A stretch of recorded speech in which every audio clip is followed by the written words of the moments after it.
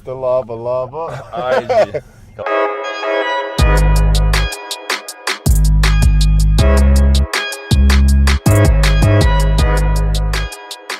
Automatically, you're faster than 90% of the cars here because they're all diesel. Yeah, I really didn't want another diesel, man. Yeah. They have this car in diesel and it's cheaper, but I'm like tired of diesel, like, especially with the diesel prices now too. So Yeah. let's segue into that, bro. How's diesel treating you truckers, bro? Oh man, it's tough right now, but I mean our fuel bill almost doubled, so Damn. it's kind of one of those touchy subjects right now where I mean everybody's seen this market kind of uptick, okay, but you gotta understand carriers right now.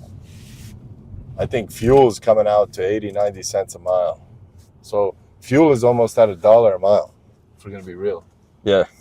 At this point, I mean, what are you guys paying? What are you guys seeing as like an average, like average price per gallon right now? That's the issue. Half of these customers, so when they do your fuel surcharge, okay, they're going off a national kind of USA fuel surcharge. But if you're running California, you're paying $7 a gallon. If you're running out of Phoenix, you're paying $6.50.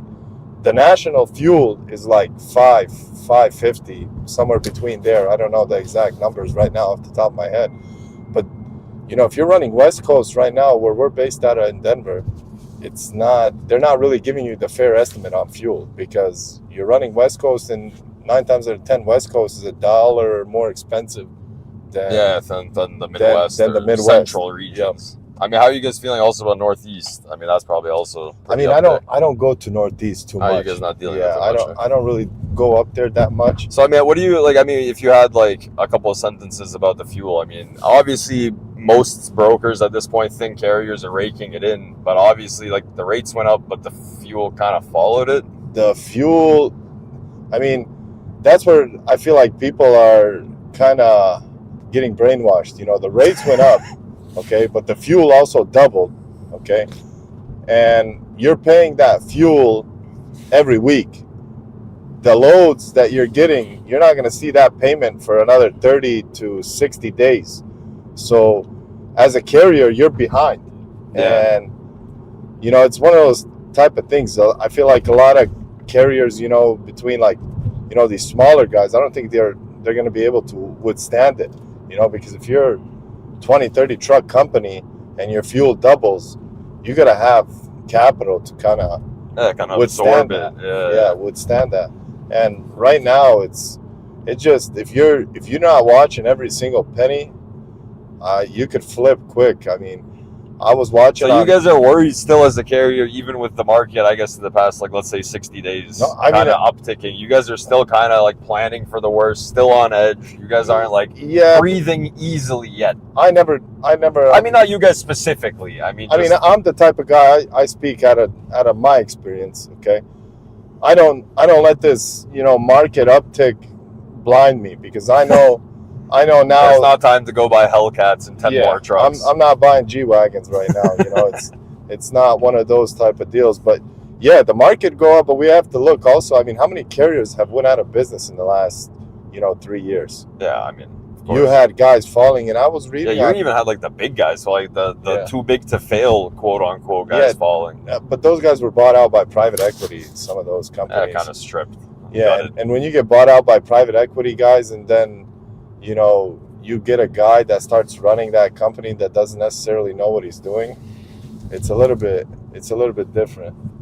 Oh, of course. I mean, so basically you would say even with the uptick, you guys are kind of keeping it steady, not really changing day-to-day operations much. I mean, now we could kind of, but now we have more leverage to, let's say, maybe to push the market to go up as a carrier. Before, as a carrier, maybe 2-3 years ago, you didn't have the leverage to ask for more money. Yeah, that's true. You couldn't negotiate like $100 before. Because there was too many carriers out there taking rates, that probably weren't profitable, and look what happened to them at the end of that. Most of them went out of business. Well, of course. Nobody likes seeing anybody go out of business, but ultimately you do it to yourself when you take those rates.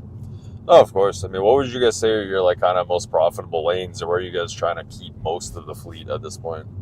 I've seen a huge uptick in Texas, man. Texas? Yeah. All your exes live in Texas, Yeah. so do your trucks, eh? Yep. What cities? I mean, specific. Is Like Houston still on fire? The Houston market's good. The Dallas market's good. Even I've sent a couple guys down to Laredo. Laredo was doing good. Is Laredo back to those like 1,500 miles for like $5,000 type of rates, or? This morning we got a call on a truck that we had in Houston. We posted at Houston and Denver, and the guy had it posted at 4,700.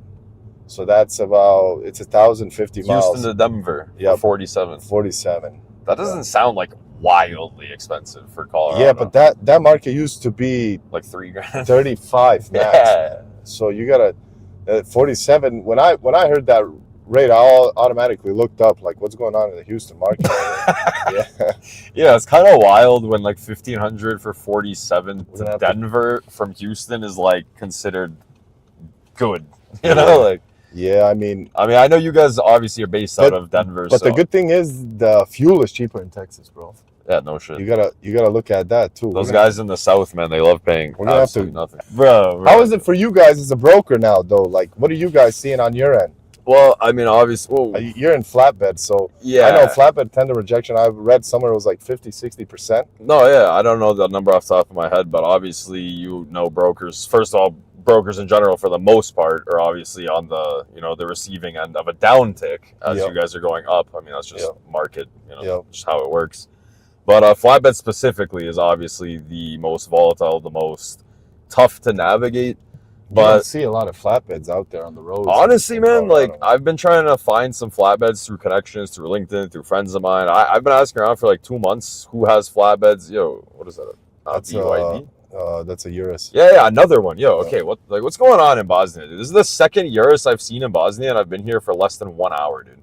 Like, yeah. What are you guys doing out here? You guys like? I mean, dude, this is the second Urus in 45 minutes of being in this country. But yeah, no, honestly, like, basically most brokers, have been working on like beating people by price for the last couple of years because nothing was really hard. There was freight everywhere for brokers. Yep. And obviously they didn't have to try too hard, and people were just beating each other down on price, and that's how they were getting their freight. But obviously, if you actually offer a service like picking up your phone after 4 o'clock or actually problem solving for your customers. I saw some of your posts. Oh, buddy. Yeah, when people are not answering. Buddy. I would say most carry, and this is flatbed. Take in mind, this is flatbed where drivers are typically more professional, more responsible because they're dealing with like different freight. Yeah. Bro, like a lot of carriers just take a load. They don't care. They do not communicate anymore, bro. No more emails, no texts, no phone calls, no track, nothing, bro. Yeah. Like, obviously, we use a lot of the same carriers, like our regs and stuff. Yeah. So, obviously, we don't have, like, a lot of those issues. But if you're booking a guy... If you're booking some random load board freight, man, I would say, like, at minimum 50% of carriers are going to take your freight and just never talk to you again. And that's, like, a pretty bold claim. Like, 50% high. That's one of the things that you, as a carrier... I mean, I tell my dispatchers all the time, I mean, when you book a load, it just doesn't finish there, man. That's not the end. That's the start. You need to track how long he spent at the shipper, how long, it's going to take him to, let's say he picks up in LA. He gets loaded by 4 p.m. Okay, now you're loaded at 4 p.m. and it's rush hour, bro. So you need to communicate, okay, we're going through rush hour. This is going to throw our timing off. You got to be ahead of that stuff. Yeah, like the updates when I was a carrier, this was always my motto, and this is when I was like managing dispatchers and stuff. I'd always tell them, like, the broker should have an update before they ask you for one. Like, you should be telling them proactive about it. Like, we're at the pickup, we're loaded. Here's the BOL, here's this, here's that. I 100% agree with that. Like, the broker shouldn't need to ask a carrier for an update because that's how you stand. That's the easiest way to stand out. It's so easy. Yep. You just tell them, like, listen, I just got to the pickup. Send an email. I'm at the pickup. Send an email. Truck's loaded. I'm at that phase where now I have people dedicated in my office. Just updates. Yeah, we have like a 20-person update team just to deal with collecting updates from these carriers. Just make sure my loads get updated. Yeah. Give in and out times. Give current location. Yeah. The update team is like such an essential role that's like very easy to hire for and very like cost effective.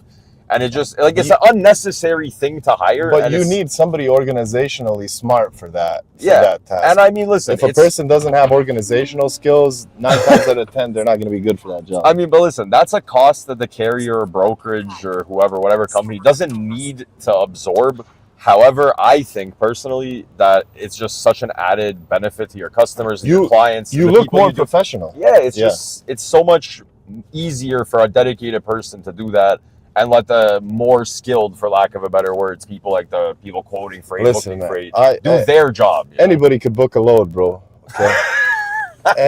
Anybody could book a load, and then 5 minutes later you think you booked a load, but it's about, all right, you booked that load. Is that guy going to use you again after that? Yeah. Based off your service, based off your updates, based off all of that. And people don't think like that. You know, they think, oh, I booked a load, I'm done.